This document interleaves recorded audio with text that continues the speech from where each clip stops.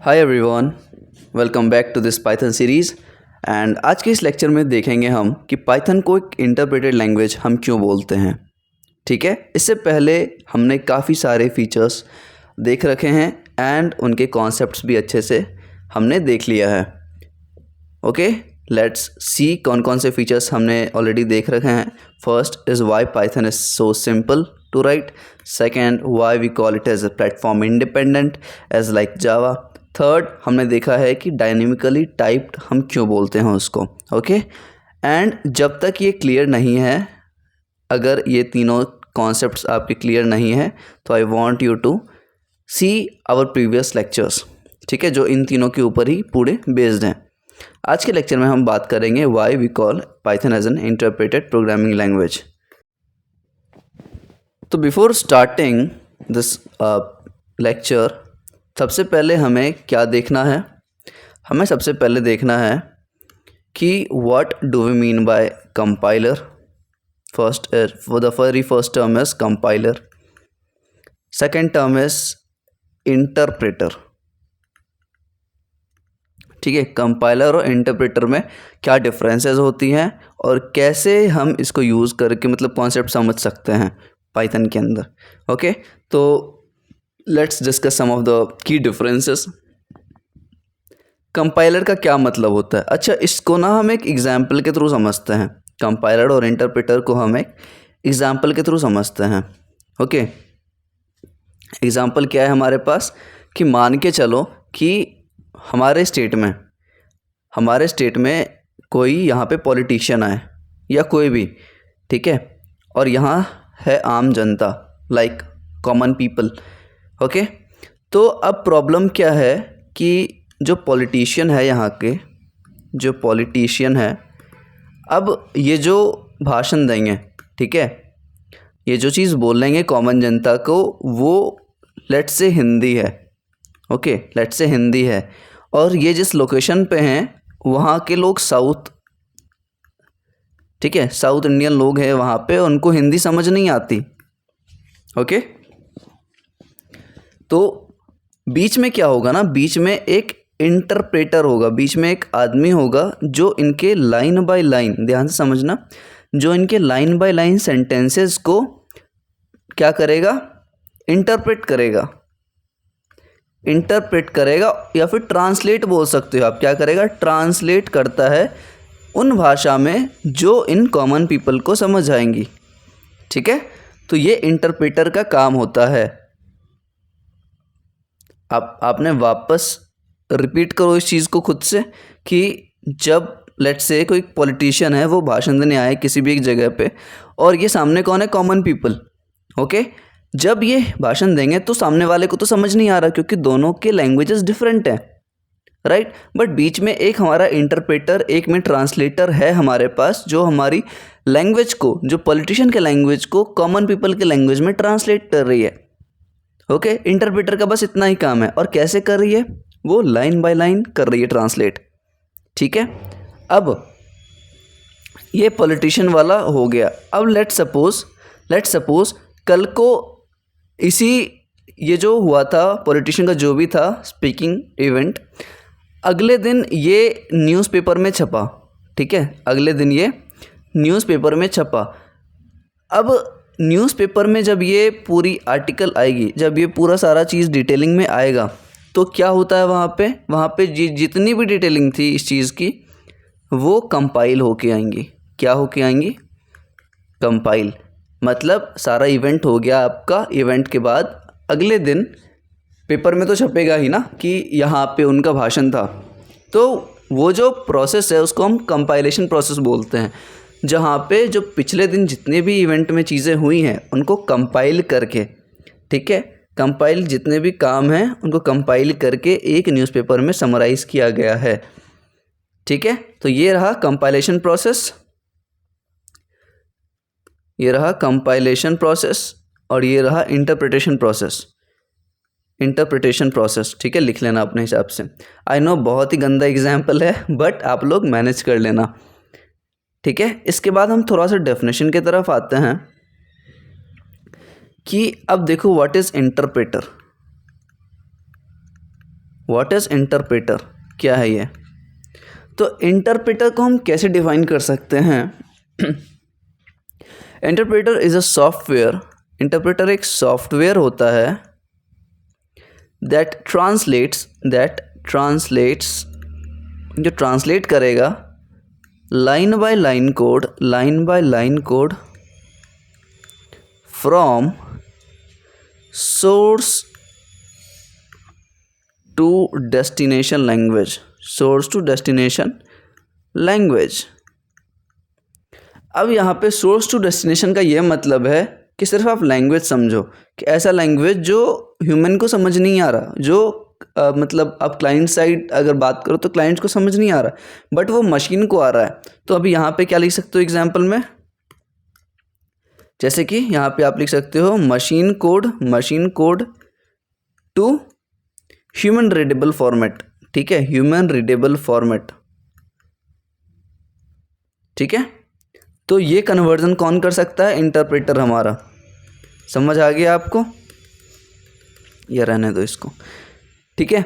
अब बात करते हैं कंपाइलर का। आपने देख लिया कि जो भी चीज़ें थी यहाँ पे डायग्राम में मैंने दिखाया था, उसको कंपाइल करके एक फॉर्मेट में स्टोर किया गया, उसको, इस प्रोसेस को हम क्या बोलते हैं? कंपाइलेशन। लेकिन कंपाइलेशन में लाइन बाय लाइन चीज़ें नहीं हुई, कंपाइलेशन में एक टाइम में हुई, सिंगल टाइम, ठीक है, एक बार में सारी चीज़ें परफॉर्म हुई, ठीक है। लेकिन इंटरप्रेटर में क्या होती है चीज़ें? Line by line execution. और कंपाइलर में क्या हो रहा है? एक बार में सारी चीज़ें परफॉर्म हो रही है। अब हम जब एग्जांपल्स की बात करते हैं तो लेट्स से सी लैंग्वेज। तो सी लैंग्वेज क्या है? एक सी लैंग्वेज है हमारे पास एक कंपाइल्ड लैंग्वेज, ठीक है, कंपाइल्ड लैंग्वेज। एंड सी के पास ना कंपाइलर है, ऑनलाइन भी आपको काफ़ी सारे सी कंपाइलर मिल जाएंगे, टर्बो सी है और भी काफ़ी सारे हैं, ठीक है, ऑनलाइन जीडी भी है। इसके बाद सी के बाद अगर हम देखें तो जावा के बारे में अगर बात करें हम, तो जावा क्या है? अब जावा जो है ना वो एक कंपाइल्ड एंड इंटरप्रेटेड लैंग्वेज है, इंटरप्रेटेड लैंग्वेज, ठीक है। जावा दोनों है। अभी क्योंकि हम पाइथन पढ़ रहे हैं तो मैं ऐसी बेवकूफ़ी नहीं करूँगा कि आपको मैं जावा पढ़ाऊँ, ठीक है। थर्ड जो है हमारे पास जावा के बाद पाइथन। तो पाइथन की अगर हम बात करें ना तो ये कम्प्लीटली क्या है? ये कम्प्लीटली क्या है? कंपाइल्ड लैंग्वेज नहीं है, कम्प्लीटली इंटरप्रेटेड लैंग्वेज, ठीक है, कम्प्लीटली इंटरप्रेटेड लैंग्वेज। तो बस इतना जानना है, ओके। अब आप बताओ कि क्या आपको कंपाइलर और इंटरप्रेटर में डिफरेंस मालूम चला या नहीं? पहले तो मैं इरेज कर लूँ हर चीज़ को, ठीक है। पहले तो आप मुझे ये बताओ कि कंपाइलर और इंटरप्रेटर में आपको डिफरेंस पता है या नहीं पता?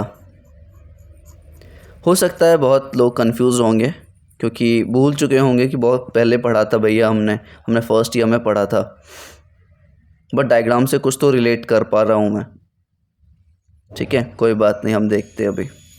तो पहले डिफरेंस देखेंगे, उसके बाद हम अपने मेन टॉपिक पे आएंगे, ठीक है, ताकि ज़्यादा कन्फ्यूज़न ना हो हमें। देखें, एक मिनट रुक जाओ, पूरा क्लियर ही कर देता हूँ मैं, ओके। देखते हैं, सबसे पहले हमें क्या देखना है? डिफरेंस। एक साइड में लिखो आप कंपाइलर, आई नो ये मुझे बताना नहीं चाहिए, एंड इंटरप्रेटर। बता इसलिए रहा हूँ क्योंकि रिवाइज हो जाएगा आप लोगों का। तो सबसे पहला जो टर्म है कि कंपाइलर क्या करता है, तो कंपाइलर क्या करेगा? कन्वर्ट, लिख लो आप, डिफरेंस लिख सकते हो, convert entire source code into machine code before execution, ठीक है, समझ लेना खुद से। अब अब इंटरप्रेटर क्या करेगा, ये ट्रांसलेट, जैसा कि अभी हमने देखा कि ट्रांसलेट करेगा लाइन बाय लाइन, किस चीज़ को, लाइन बाय लाइन कोड। कैसे करेगा, इमीडिएटली। कंपाइलर में कोई एरर मिलेगा तो वो लास्ट में आएगा मेरे पास, लेकिन इंटरप्रेटर में कोई एरर आएगा अगर हमारे पास तो वो एट द उसी टाइम आएगा। कोड बाद में एग्जीक्यूट होगा, पहले एरर शो करेगा ये। ठीक है। सेकंड देखें, सेकंड डिफरेंस क्या है कि ये इसको ना कंपाइलर को सोर्स कोड नहीं चाहिए होता है, सोर्स कोड की रिक्वायरमेंट नहीं है। ठीक है। लेकिन इंटरप्रेटर के पास क्या है, इसको रिक्वायरमेंट है, इसको रिक्वायरमेंट है किस चीज़ की, सोर्स कोड की। ठीक है, सोर्स कोड की रिक्वायरमेंट है फॉर एग्जीक्यूशन, लेकिन कंपाइलर को नहीं चाहिए ये। थर्ड जो है कि आप ही एक बात बताओ कि अगर एक बार सारी चीज़ें कंपाइल हो जाए, ठीक है, और इसको सोर्स कोड भी नहीं चाहिए, तो चीज़ें फास्ट होंगी या नहीं, तो इसमें आ जाएगा फास्टर एग्जीक्यूशन। ठीक है। और इंटरप्रेटर में बात जब आती है तो ये स्लोअर होता है, it is much slower than compiler. ठीक है। स्लोअर क्यों है, due to line by line translation. ठीक है, क्योंकि ये लाइन बाय लाइन ट्रांसलेट कर रहा है सारी चीज़ों को, इसलिए भाई साहब ये थोड़ा सा स्लोली काम करते हैं। ठीक है। इसके बाद अगर हम एग्जांपल्स की बात करें तो भैया एग्जांपल्स में जैसा कि मुझे मालूम है, कंपाइलर में सी आ जाएगा, C++ आ जाएगा, इसमें कंपाइलेशन प्रोसेस होती है, रेस्ट आ जाएगा, गोलैंग आ जाएगा। और जब इंटरप्रेटर की बात आती है तो सबसे पहला हमने फुल स्टैक में पढ़ा था जावास्क्रिप्ट। ठीक है। लेकिन अभी हम देखेंगे पाइथन। जावास्क्रिप्ट भी लिख सकते हो आप, उसमें भी इंटरप्रेटर आता है। ठीक है। जावास्क्रिप्ट में अगर इंटरप्रेटर की बात की जाए तो आप मेरा एक वीडियो देख सकते हो जहाँ पे मैंने जिट कंपाइलर का यूज़ किया है। ठीक है। जिट कंपाइलर जावास्क्रिप्ट के स्टार्टिंग लेक्चर्स में ही आपको मिल जाएंगे, जहाँ हमें V8 इंजन की मैंने की है और इसके इंटायर प्रोसेस की, कि कैसे V8 इंजन में कोड एग्जीक्यूशन परफॉर्म होता है जावास्क्रिप्ट में। तो आपको इंटरप्रेटर और कंपाइलर अच्छे से पता चल जाएगा जावास्क्रिप्ट के अंदर। अगर आपको देखना है तो देख सकते हो, वरना मैं फोर्स नहीं करूँगा आपको। पाइथन पे फोकस करो आप। ठीक है, मुझे कोई प्रमोशन नहीं करना। चलो, कंपाइलर इंटरप्रेटर हमने समझ लिया, अब आगे बढ़ा जाए। ठीक है, अब आते हैं हम अपने मेन मुद्दे पे। मेन मुद्दा क्या था हमारा, मेन मुद्दा भैया हमारा ये था कि आज हमें पढ़ना था कि वाई पाइथन इज इंटरप्रेटेड। ठीक है, why Python is interpreted programming language, interpreted programming language. ठीक है, आ जाओ। तो यहाँ से हम देखते हैं कि सी क्या है, सी एक कंपाइल्ड लैंग्वेज है। जावा क्या है, जावा एक कंपाइल्ड लैंग्वेज है और इंटरप्रेटेड लैंग्वेज दोनों हैं। और जब हम पाइथन की बात करते हैं तो वो सिर्फ इंटरप्रेटेड लैंग्वेज है, लेकिन हमें समझना है कि क्यों है। ठीक है, अब हम सबसे पहले क्या देखते हैं, हम देखेंगे first cheese program execution and, आप लोग ये लिखो, ये टॉपिक आपको लिखना ही चाहिए। प्रोग्राम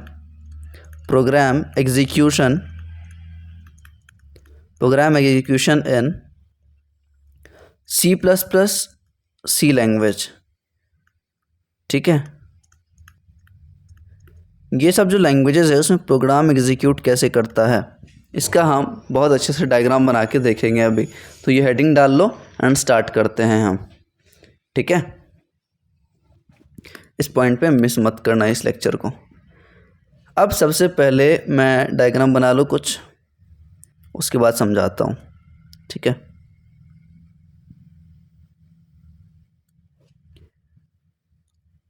अच्छा ये नहीं बना क्या, एक मिनट, जस्ट होल्ड ऑन, कोशिश कर रहा हूँ मैं बनाने की परफेक्ट। देयर आफ्टर हमारे पास तीसरा है यहाँ पे ये,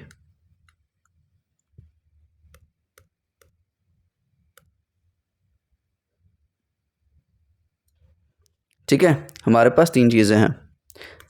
ओके, अब हम देखते हैं, सबसे पहले मुझे बताओ, जब मैं सी लैंग्वेज, चलो सी लैंग्वेज की बात करते हैं। जब हम सी लैंग्वेज में कोई कोड लिखते हैं, सी लैंग्वेज में मैंने कोई कोड लिखा तो उसको किस एक्सटेंशन से आप सेव करते हो? हाँ, अगर मैंने सी लैंग्वेज में कोई कोड लिखा, कोई प्रोग्राम लिखा, तो आप उसको उस फाइल को किस एक्सटेंशन के साथ सेव करते हो? सही बोला आपने, 1 मिनट रुक जाओ। .c, भैया मैं .c लगाता हूँ उसके एंड में, ठीक है, बिल्कुल सही। तो सबसे पहला जो हमारे पास होता है वो होता है सोर्स कोड। सोर्स कोड, अब भैया सोर्स कोड क्या होता है मुझे ये भी नहीं मालूम, कोई बात नहीं। अगर कोई 12th या उस लेवल का कोई देख रहा है या फर्स्ट ईयर का, तो सोर्स कोड हम वो कोड को बोलते हैं जो प्रोग्रामर लिखता है, ठीक है। अगर मैं एक प्रोग्रामर हूँ और अगर मैं कोई फाइल क्रिएट कर रहा हूँ, उसमें मैं कुछ कोडिंग कर रहा हूँ, तो उस फाइल को हम बोलेंगे सोर्स कोड, ठीक है। एकदम सरल भाषा में समझो आप, ठीक है। और आपने फाइल x बनाया है, लेट से x फाइल बनाया है, उसको सेव कैसे किया है? x.c, ठीक है, ये एक्सटेंशन से आपने उसको सेव किया, ठीक है। अब आपने जो सोर्स कोड बनाया है वो जाएगा दूसरे प्रोसेस के पास। ध्यान से समझना, दूसरे प्रोसेस में हमारे पास क्या है? ये जो प्रोसेस है ना, इसको हम बोलते हैं, ध्यान से समझना, इसको हम बोलते हैं कंपाइलेशन प्रोसेस। एंड यहाँ पे एक टर्म आता है कंपाइलर का, यहाँ पे एक टर्म आता है कंपाइलर का। कंपाइलर क्या करेगा? कंपाइलेशन प्रोसेस को करवाएगा, ठीक है। अब भैया इस पॉइंट पे क्या परफॉर्म होता है? इस पॉइंट पे ये कंपाइलेशन प्रोसेस में सोर्स कोड के साथ क्या करेगा कंपाइलर? सोर्स कोड का ना ये सिंटैक्स चेक करता है, सोर्स कोड का सिंटैक्स चेक करता है। वैसे कंपाइलर का, ध्यान से सुनो, वैसे कंपाइलर का 5 से 6 इसका काम है, ठीक है। कंपाइलर का 5 से 6 इसका वर्क है जो ये सोर्स कोड के साथ कर सकता है।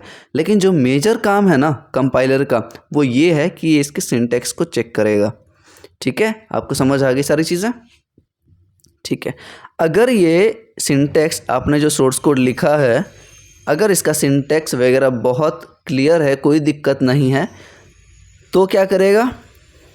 तो ये अगले प्रोसेस पे उसको फॉरवर्ड कर देगा, ये प्रोसेस पे, ठीक है। लेकिन अगर इसमें कहीं किसी भी पॉइंट पे क्या आ रहा है, किसी भी पॉइंट पे अगर एरर आ रही है,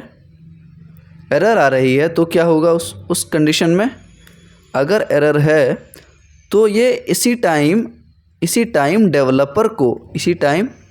डेवलपर को ये एरर शो कर देगा कि एरर है भैया आपने जो सोर्स कोड लिखा है। समझ आया मैंने क्या बोला? मैंने ये बोला कि कंपाइलेशन प्रोसेस में क्या होता है ना, कंपाइलर चेक करता है आपके सोर्स कोड को, जो भी आपने लिखा है उसका अगर सिंटैक्स सही है तो आगे वाले प्रोसेस पे वो भेज देगा। अगर सही नहीं है आपका सिंटैक्स, तो वो क्या करता है, वो रिटर्न बैक कर देगा। वो क्या करेगा? वो रिटर्न बैक कर देगा प्रोग्रामर के पास अ लिस्ट ऑफ एरर जो सिंटैक्स से रिलेटेड होंगी, ठीक है। अब सिंटैक्स एरर में भैया क्या आ सकता है? मैं देखो आधा डायग्राम बता रहा हूँ और उसका इम्प्लीमेंटेशन बता रहा हूँ, तो ये बेस्ट तरीका है किसी भी चीज़ को समझने का। तो एरर आप बोल रहे हो भैया, तो एरर किस टाइप के आ सकते हैं? तो सिंटैक्स एरर आ सकता है। सिंटैक्स एरर जैसे मान के चलो मैंने लिखा a = 10, b = 20, c = a+, ठीक है। क्या ये सिंटैक्स एरर, ठीक है। तो ऐसी गलती नहीं करना है, अगर कर रहे हो तो प्रोग्रामर को वो बता देगा। a+ कोई मतलब थोड़ी होता है, अगर हम प्लस लिख रहे हैं तो एक लेफ्ट हैंड साइड मुझे डेटा चाहिए और एक राइट हैंड साइड चाहिए, खाली थोड़ी छोड़ सकते हो आप, ठीक है। और एक तो c आपने डिफाइन नहीं किया है, तो ये सारी एरर आएंगी हमारे पास। तो अभी हम एग्जीक्यूट करके देखेंगे, पहले ये कॉन्सेप्ट समझ लो, ठीक है। तो यहाँ तक हो गया काम। अब कंपाइलेशन प्रोसेस के बाद हमारे पास ये जो सोर्स कोड है, फाइल का नाम क्या है? यहाँ पे फाइल का नाम है x। क्या है फाइल का नाम? x। तो इस x फाइल का डॉट ऑब्जेक्ट बनेगा, ठीक है। मतलब ये एक ऑब्जेक्ट कोड में आप कन्वर्ट होगा। पहले सोर्स कोड था, अब ये ऑब्जेक्ट कोड में जाके कन्वर्ट हो जाएगा भाई साहब, ठीक है। अब इस चीज़ को ना, इस प्रोसेस को हम बोलते हैं इंटरमीडिएट कोड, ठीक है। यहाँ पे हम क्या बोलते हैं इसको? इंटरमीडिएट कोड, इंटरमीडिएट कोड, ठीक है, इंटरमीडिएट कोड जनरेशन। तो इंटरमीडिएट कोड जो होगा उसका एक्सटेंशन क्या होगा, .obj, ऑब्जेक्ट फाइल होता ही है, ठीक है। अब ऑब्जेक्ट कोड के बाद ये जाएंगे भाई साहब हमारे पास, ये तीसरा फेज़ आता है जिसको हम बोलते हैं एग्जीक्यूशन फेज़, ठीक है। ऑब्जेक्ट कोड के बाद हमारे पास आता है एग्जीक्यूशन फेज़। अब किसी भी स्टूडेंट से अगर आप पूछो, किसी भी अपने फ्रेंड सर्कल में पूछो, किसी भी टीचर से पूछो, आपको ये कॉन्सेप्ट कोई नहीं बताएगा। ओपन चैलेंज है किसी के लिए भी, ठीक है। ओपन चैलेंज क्या है भैया, आप जो बोल रहे हो वो ये है कि यहाँ जो ये एग्जीक्यूशन मैं बता रहा हूँ सी लैंग्वेज में, एग्जीक्यूशन फेज़ के टाइम यहाँ पे कौन इसकी मदद करेगा एग्जीक्यूशन करवाने में, ऑब्जेक्ट कोड को यहाँ पे कन्वर्ट करना है। मैं क्या बोल रहा हूँ, ये जो ऑब्जेक्ट कोड हमारे पास जनरेट होके आया है उसको कन्वर्ट करना है मुझे बाइनरी फॉर्मेट में, या भैया आप अगर और अच्छे से बोलो तो मशीन कोड में, ठीक है। ये काम कौन करवाएगा, हमारे पास बहुत अच्छा कॉन्सेप्ट है। किस चीज़ का भैया, किस चीज़ का कॉन्सेप्ट है, मैं येलो में लिखता हूँ ताकि अच्छे से देखें। कॉन्सेप्ट किस चीज़ का है, सी शेल। क्या नाम बोला मैंने, सी शेल क्या है, ये एक ऐसा शेल है, ये ना यूनिक्स बेस्ड रहता है। मैं ये भी बता देता हूँ, ये यूनिक्स बेस्ड शेल रहता है जो क्या करवाता है, जो ये बोलेगा, ये क्या करता है सी शेल, इसका लिख लो आप, ये करेगा आपको कन्वर्ट, ये रीड करता है सबसे पहले, ठीक, कन्वर्ट हटाओ, क्या करेगा ये रीड करेगा किस चीज़ को, रीड करेगा object code and convert into machine code. Object code को रीड करेगा और मशीन कोड में कन्वर्ट कर देगा, ठीक है। Which is understood by operating system and processor. अगर इस पॉइंट पे आपने डायग्राम नहीं बनाया और इस पॉइंट पे आप नहीं लिख रहे हो जो मैं लिखा रहा हूँ, बहुत बड़ी मिस्टेक कर रहे हो, रिग्रेट करोगे अगर ये नहीं लिख रहे हो आप तो, ठीक है। हमें देख तो पा नहीं रहा आप लोगों को, ठीक है। आप स्क्रीनशॉट तो ले ही लेना एटलीस्ट, कितने भी आलसी हो, मेरे से ज़्यादा आलसी नहीं हो गए आप लोग, ठीक है। तो अब यहाँ तक हमने समझ लिया भैया कि सी शेल क्या करता है, ऑब्जेक्ट कोड को लेता है, मशीन कोड में कन्वर्ट करता है, और मशीन कोड को कौन समझता है, ऑपरेटिंग सिस्टम, क्योंकि उसको प्रोसेसर रन करवाने होते हैं भाई। ऑपरेटिंग सिस्टम इस चीज़ को क्या करेगा, समझेगा, उसको मशीन कोड ही समझ आती है, प्रोसेसर को भी मशीन कोड ही समझ आता है, ठीक है। अब यहाँ पे लास्ट में मुझे क्या मिल जाएगा, x.exe, लास्ट में मुझे क्या मिल रहा है, एग्जीक्यूटेबल फाइल फॉर्मेट, कुछ भी बोल सकते हो, ठीक है। तो ये जो इंटायर प्रोसेस है भाई साहब और बहन लोग जो भी हो, ये क्या है, सी में पूरा कोड एग्जीक्यूशन का प्रोसेस, अब मैं बोल रहा हूँ इसका स्क्रीनशॉट ले लो एक बार, फिर हम आगे बढ़ते हैं, ठीक है। चलो, इसके बाद हम क्या देखने वाले हैं, इसके बाद हम देखेंगे पाइथन के कोड एग्जीक्यूशन की। सेम चीज़ अगर हम पाइथन में देखें तो कोड कैसे एग्जीक्यूट करता है भैया, वो समझना है हमें, ठीक है। तो ये सारी जब चीज़ें सीखोगे ना तो आपको पता चलेगा कि पाइथन को इंटरप्रेटेड क्यों बोलते हैं। ऐसा तो हर कोई बोल देगा ना कि क्योंकि हम लाइन बाय लाइन एग्जीक्यूशन करते हैं इसलिए उसको हम इंटरप्रिटेशन प्रोसेस बोल देते हैं, उसमें पाइथन इंटरप्रेटेड लैंग्वेज है, ठीक है। सब लोग तो यही बोलेंगे, आप तो कुछ अच्छा बोलो, ओके। ये चीज़ हमने समझ लिया। अब इसी चीज़ को मैं क्या करूँगा, कॉपी, ठीक है, डुप्लिकेट किया मैंने एंड डुप्लिकेट करके यहाँ ले आया, ओके। रुक जाओ, इसको थोड़ा सा दूर रखते हैं ताकि कन्फ्यूज़न ना हो। अब हम बात करते हैं इसी में पाइथन के ऊपर। तो मैं पहले इरेज कर लूँ, फिर हम देखते हैं। समझ आ रहा है सारी चीज़ें? ठीक है, लिखते रहना हर चीज़। और मैं कभी भी अपने चीज़ों को, ना अपने लेक्चर को प्रोफेशनल नहीं रखूँगा, ना ही पेड रहेगा कुछ भी। हर चीज़ फ्री मिलेगा आपको, बस सपोर्ट चाहिए मुझे। आपको पाइथन भी अच्छे से करवा दूंगा मैं, आपको C++ भी करवा दूंगा, जावा भी करवा दूंगा, हर एक लैंग्वेज सीखेंगे हम। हाँ, बट थोड़ा सा पेशेंस चाहिए। जिसका जो डोमेन है मस्त दिमाग से पढ़ो। ऐसा नहीं है हवाबाजी कर रहे हैं हम, हवा में मत रहना कभी, क्योंकि 4th ईयर कंप्लीट होने के बाद वो आपको दिख जाएंगी कि आपकी कैपेबिलिटीज़, आपकी स्किल्स। जब आप इंटरव्यूअर के सामने बैठे होगे तब आपको समझ आ जाएगा कि भाई ना मुझे कम्युनिकेशन आता है, ना मुझे चीज़ें एक्सप्लेन करनी आती है, ना मुझे मेरे कॉन्सेप्ट्स क्लियर हैं, ना मुझे झूठ बोलना आता है। डेफिनेटली इंटरव्यू के प्रोसेस में झूठ बोलना भी एक कला है। It is also an skill. बहुत लोगों को देखा है मैंने।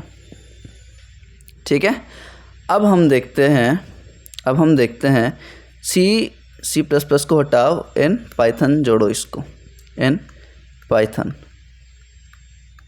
ठीक है, मज़ा आ रहा है लेक्चर देखने में? अभी तो थ्योरी चल रहा है तो हो सकता है आपको बोरिंग लग सकता है थोड़ा सा। हम जल्द ही कोड पे जंप करेंगे, तब तक के लिए धैर्यपूर्वक आप लोग बैठे रहो। ठीक है, थोड़ा सा और हमें मिटाने की आवश्यकता है यहाँ पे। ठीक है, परफेक्ट। स्टार्ट करें।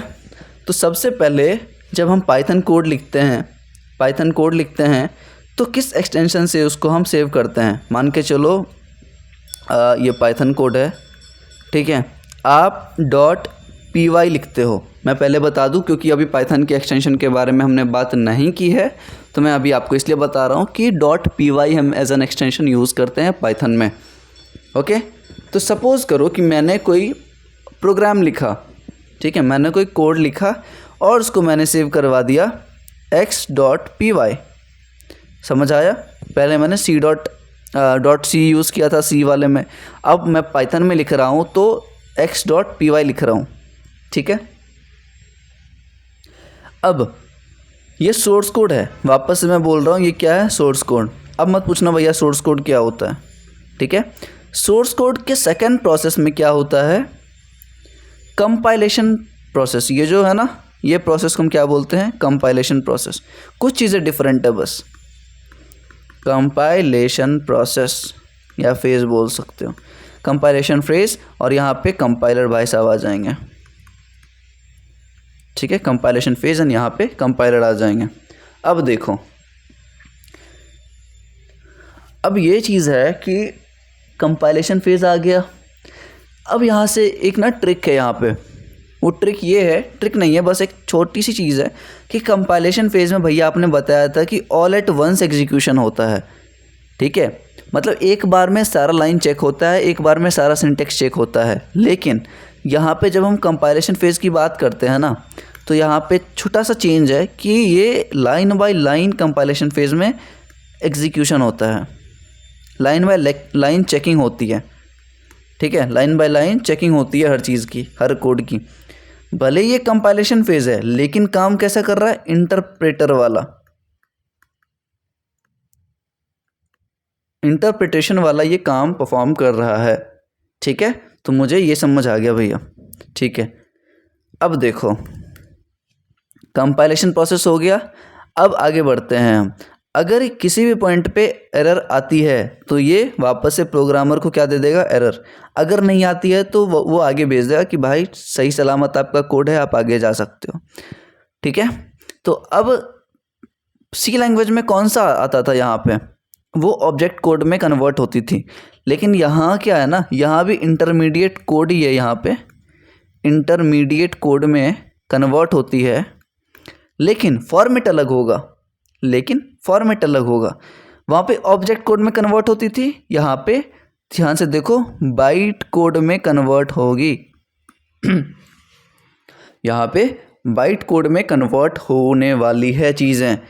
इंटरमीडिएट प्रोसेस के टाइम, इंटरमीडिएट फेज के टाइम पहले किस फॉर्मेट में होती थी? पहले ऑब्जेक्ट फॉर्मेट में होती थी, अब किस में होती है? अब बाइट कोड में होती है। तो बाइट कोड का जो एक्सटेंशन होता है मेरे भाई, मेरे बहन, जो भी है, x.pyc लिखना है आपको। क्या लिखना है? बाइट कोड में जब कन्वर्जन होती है चीज़ें तो आपको क्या लिखना है? .pyc। समझ आया आपको? ठीक है। अब इसके बाद कौन सा प्रोसेस होता था? Execution phase. तो चलो इसके बाद कौन सा फेज है हमारे पास? Execution phase. एग्जीक्यूशन फेज, अब चीज़ें एग्जीक्यूट होने का टाइम आ गया। तो एग्जीक्यूशन फेज में जैसे कि मैंने सी लैंग्वेज के टाइम में बताया था आपको कि हम सी शेल यूज़ करते हैं। क्या यूज़ करते हैं? सी शेल। लेकिन जब पाइथन के एग्जीक्यूशन की टाइम आती है तब हम यूज़ करते हैं एक बहुत ही अच्छा कॉन्सेप्ट जिसको हम बोलते हैं PVM। ठीक है, PVM। इसका फुल फॉर्म क्या होता है मैं बता रहा हूँ, थोड़ा सब्र रखो। तो एग्जीक्यूशन फेज में हम PVM का यूज़ करते हैं। अब PVM का काम क्या है? PVM का काम हम देख लेते हैं। इसका काम क्या है PVM का?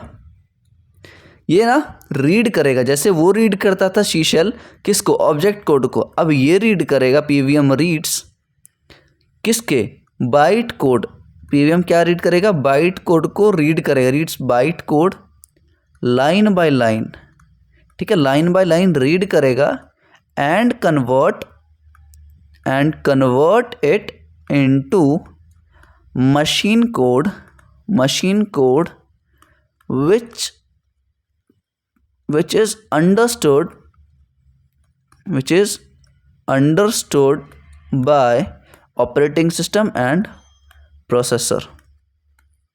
सेम लैंग्वेज है, बस आप चेंज कर दो ऑब्जेक्ट कोड को बाइट कोड से। ठीक है, तो यहाँ पे आपने क्या समझा? PVM क्या है भैया? PVM क्या करता है? लाइन बाय लाइन एग्जीक्यूशन करता है और कन्वर्ट करता है बाइट कोड को मशीन कोड में। ठीक है, यहाँ पे ये मशीन कोड में कन्वर्ट हो गया। अब PVM का भैया आप समझो, PVM का मतलब मैं लिख देता हूँ, पाइथन वर्चुअल मशीन। अब बोलोगे भैया वर्चुअल मशीन क्या होता है? यार इतना नॉलेज होना चाहिए आप लोगों को। प्री रिक्विजिट मैंने वैसे तो कुछ बताया नहीं है, तो कोई दिक्कत नहीं। वर्चुअल मशीन एक ऐसी मशीन होती है जो वर्चुअली चलता है। फॉर एग्जाम्पल, आपने VMware का नाम सुना है? क्या बोल रहा हूँ मैं भैया? VMware नाम सुना है क्या? एक ऐसा सॉफ्टवेयर जो अलाउ करता है। अच्छा ठीक है, मेरे पास है, दिखाता हूँ, दिखा रहा हूँ मेरे को, मैं भूल गया था ये चीज़ शो करना। मेरे पास ना वर्चुअल मैनेजर है, देखो virtual box, Oracle virtual box है मेरे पास। अगर मैं इसको खोलता हूँ, बहुत अच्छा टाइम पे ये चीज़ याद आया हमें। अब ये क्या अलाउ करता नहीं, एक सॉफ्टवेयर है। अब यहाँ से मैं अपने मशीन को स्टार्ट कर सकता हूँ। मैंने क्या किया हुआ इंस्टॉल? मैंने इंस्टॉल किया हुआ है उबंटू का सॉफ्टवेयर, उबंटू का ऑपरेटिंग सिस्टम। तो मैं क्या भैया, ये आप विंडोज़ पे चला रहे हो अपना लैपटॉप, तो आप उबंटू कैसे चला सकते हो भाई? इस सॉफ्टवेयर के थ्रू। ठीक है, वर्चुअल बॉक्स मैनेजर है मेरे पास। मैं जब स्टार्ट पे क्लिक करता हूँ तो देखो मेरा जो प्रीवियस स्टेट था वर्चुअल मशीन का, क्योंकि मैं काफका वाले प्लेलिस्ट को भी चला रहा था कुछ दिन पहले, तो अभी वो स्टॉप कर रखा है मैंने। ठीक है, तो ये उसी वापस स्टेट को खोल देगा जो मैंने जहाँ पे छोड़ा था इसको। देख रहे हो, उबंटू का मेरा सारा सिस्टम ओपन हो चुका है। शौक लग रहा है देख के, मज़ा आ रहा है चीज़ें देखने में, क्योंकि मैं हर डोमेन का जितना भी इंफॉर्मेशन होगा मैं एक जगह पे आपको प्रोवाइड करने की कोशिश करता हूँ। ठीक है, तो ये मैंने प्रोड्यूसर कंज्यूमर सारे खोल के रखे हैं, तो आपको बिल्कुल नहीं समझना, क्योंकि ये बैकएंड का है कम्प्लीटली। बैकएंड क्या मतलब, स्केलेबिलिटी की बात आती है तब हम यूज़ करते हैं काफका वगैरह, तो अभी कुछ नहीं समझना। ठीक है, ये रहा हमारे पास उबंटू का सिस्टम। समझ आया? ये काम होता है भाई वर्चुअल मैनेजर का, ठीक है। चलो इसको फ़िलहाल के लिए तो हम रखते हैं, फ़िलहाल के लिए इसको हम क्या करेंगे, क्लोज़ करते हैं, close window, save the machine state, okay. ये भाई साहब खुद को सेव करके एग्ज़िट हो जाएंगे। तो ये सब चीज़ ना आपको जब तक इम्प्लीमेंट नहीं करोगे, जब तक देखोगे नहीं ना, सीख नहीं पाओगे, क्योंकि कोई नहीं बताएगा ये, ठीक है। पाइथन पढ़ा रहे हैं सारे, तो पाइथन के ऊपर ही डेटा टाइप्स बता देंगे, हो गया, 2-4 एग्जाम वो करवा देंगे, फिर प्रोजेक्ट्स कर लोगे आप। बट कोर्स का मतलब क्या होता है कि सिर्फ वो चीज़ नहीं पढ़ना, उससे रिलेटेड जितनी भी चीज़ें हैं वो आप पढ़ोगे, ठीक है। बहुत होगी बकवास, आगे बढ़ते हैं। तो पीवीएम का मतलब पाइथन वर्चुअल मशीन। तो वर्चुअल मशीन का अभी वर्चुअली मैंने उबंटू का सिस्टम रन करके दिखाया, ठीक है। मैंने अभी क्या किया, आपको वर्चुअली दिखाया ये करके। अब पीवीएम का मैंने देख लिया। अब पीवीएम ये जो स्टोर करता है ना, अब देखो ये क्या करता है, मशीन कोड में कन्वर्ट करता है। पीवीएम क्या करता है, मशीन कोड में चीज़ों को कन्वर्ट करता है। जो भी पीवीएम के पास डेटा आता है, ध्यान से सुनो, ये नहीं मिलेगा आपको कहीं पे। जो भी पीवीएम के पास डेटा आता है वो पाइथन कैशे में स्टोर करता है। क्या लिख रहा हूँ मैं, इसको पाई कैश भी बोल सकते हो, ठीक है। जो भी डेटा है पीवीएम के पास वो पाई कैश में स्टोर करके रखता है।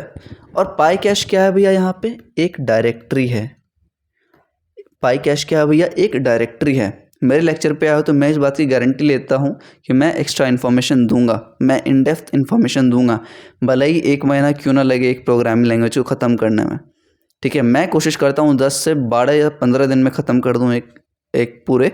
बट इतने डेप्थ में चीज़ें अगर पढ़ेंगे तो डेफिनेटली, मेरे पास भी तो टाइम नहीं है और आप लोग को बहुत सारी चीज़ें सिखानी है, ठीक है। C++ है, पाइथन है, जावा है, ठीक है। इसके बाद हम बहुत सारी चीज़ें देखेंगे, रिएक्ट नेटिव पे आएंगे, मोबाइल एप्लीकेशन डेवलपमेंट, सारी चीज़ देखेंगे, ठीक है।